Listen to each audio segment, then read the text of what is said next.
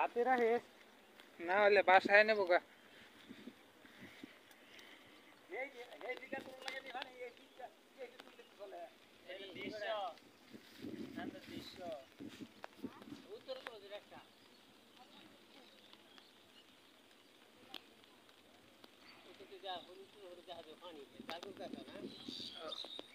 তুলি সব 2-4 মিনিট লাগবো। হ্যাঁ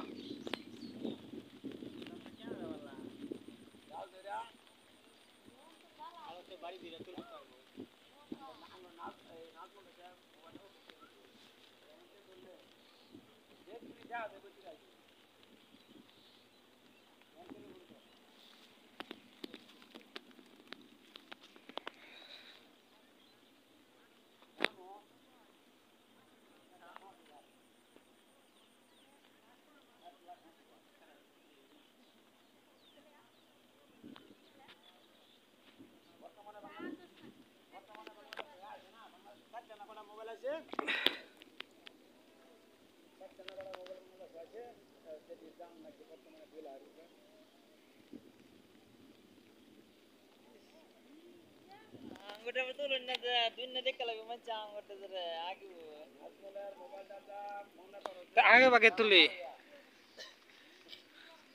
ক আঙ্গরে বাসায় নিল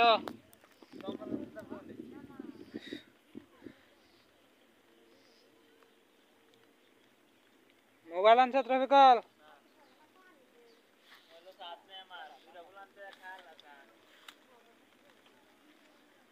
ক্ষেতের ভিতরে কি মাছ লো রে না ব্যাং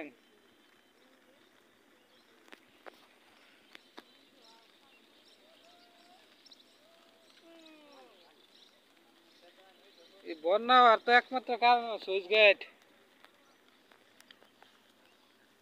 সড়ক তো ভাঙবো রফিকল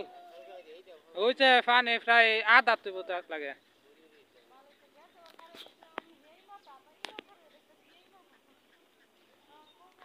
আর আয় না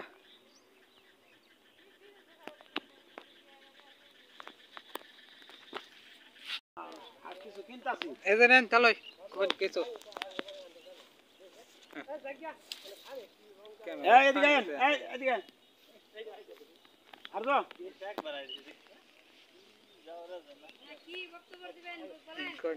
আমগরি সুইচ গেটে যে ক্ষতি